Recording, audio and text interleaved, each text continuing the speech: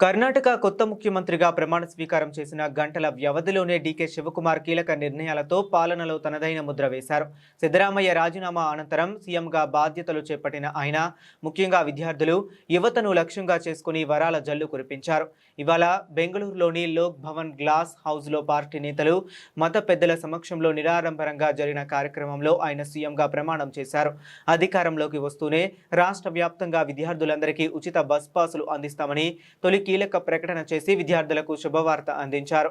బెంగళూరులో సరైన ప్రణాళిక లేకుండా ఇల్లు నిర్మించారని, ఈ సమస్యను పరిష్కరించేందుకు ఈ నిర్ణయాలు తీసుకున్నామని శివకుమార్ వివరించారు. మరో 2 ఏళ్లలో అసెంబ్లీ ఎన్నికలు జరగనున్న నేపథ్యంలో ఈ హామీలు కొత్త ప్రభుత్వానికి ప్రాధాన్యతలుగా మారనున్నాయి.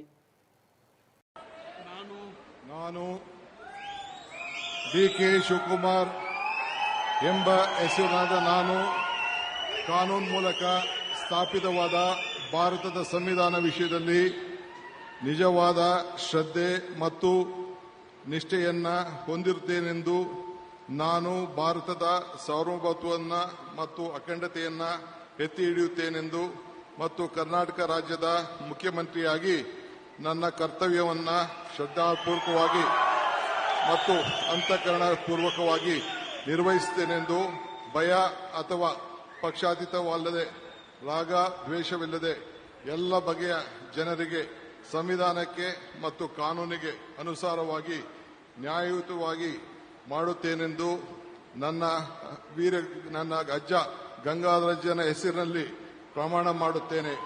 ಶ್ರದ್ಧಾಪೂರ್ವಕವಾಗಿ ಪ್ರತಿಜ್ಞೆಯನ್ನ ಮಾಡುತ್ತೇನೆ. ಮಾನ್ಯ ಮುಖ್ಯಮಂತ್ರಿಗಳು ಈಗ ಪ್ರಮಾಣ ವಚನಕ್ಕೆ ಸಹಿ ಮಾಡಲಿದ್ದಾರೆ.